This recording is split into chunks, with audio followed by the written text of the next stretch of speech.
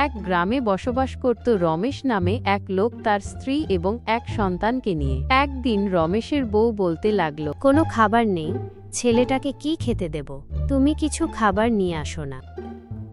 আমার কাছে তো কোনো টাকা নেই, কিভাবে খাবার আনব? দেখি জঙ্গলের দিকে যাই, যদি কিছু ফলমূল পাই আজকে সেগুলো খেয়ে থাকতে হবে। এই কথা বলে সে জঙ্গলের দিকে হেঁটে যেতে লাগলো। কিছু দূর যেতে সে একটা বড় আপেল গাছ দেখতে পেল, আর অনেকগুলো আপেল মাটিতে পড়ে আছে। ওরে বাবা, অনেকগুলো আপেল, এখান থেকে কিছু আপেল নিয়ে যাই, নিয়ে গিয়ে সবাই মিলে খাই, কেউ কিছু বলবে না। আর এই জঙ্গলে এত বড় একটা আপেল গাছ আছে, তা তো আমি কোনোদিন দেখিনি। রমেশ যে আপেলের ঝুড়িটা নিতে যাবে, ঠিক সেই সময় তার সামনে এক ভয়ানক ডাইনি হাজির হলো। ডাইনিকে দেখে রমেশ কাঁপতে শুরু করলো, আর ডাইনি বলতে লাগলো, তোর এত বড় সাহস, আমাকে না বলে আমার আপেল গাছ থেকে আপেল চুরি করে নিয়ে যাচ্ছিস, আজকে তোকে কাঁথায় চিবিয়ে খাবো। কাঁপা বন্ধ করে দিয়ে সাহস করে বলতে লাগলো,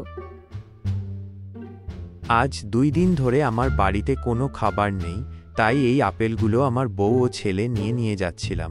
আমাকে ক্ষমা করে দিও, আমার ভুল হয়ে গেছে। তোমাকে আমি ক্ষমা করে দিতে পারি, তুমি যদি আমার একটা কাজ করে দিতে পারো। কি কাজ বলো? আমি তোমার যে কোনো কাজ করে দিতে পারি, না পারলে যে আমার বউ ছেলে না খেয়ে মরে যাবে, আমাকে পারতেই হবে। মানুষ পাহাড় থেকে মানুষ আগুন এনে দিতে হবে। আমি যেতে পারবো না, সাধু বাবার অভিশাপে ডাইনি হয়ে গেছি। ওই মানুষ আগুন আমার শরীরে লেগে দিলে আমি আগের মতো আবার মানুষ হতে পারবো। এমন কি কঠিন কাজ? আমি এখনই মানুষ আগুন এনে দিচ্ছি। এ তো মানুষ আগুন দেখা যাচ্ছে। যাই, মানুষ আগুন পাইছি, এখন ডাইনির উদ্দেশ্যে রওনা হই। এই মানুষ আগুন, তাড়াতাড়ি আয়, তাড়াতাড়ি আয়, আমার গায়ে লাগ। তুই আমার গায়ে লাগলে আমি আগের মতো মানুষ হয়ে যাব। আমাকে ডাইনি রূপ থেকে মানুষ রূপে আনার জন্য রমেশ, তোমাকে অনেক ধন্যবাদ। তুমি এখন বাড়িতে যেতে পারো। তাই বাবা, বাড়ি চলে যাই তাড়াতাড়ি করে। বন্ধুরা, আমাদের চ্যানেলের ভিডিও সবার আগে পেতে চ্যানেলটি সাবস্ক্রাইব করুন।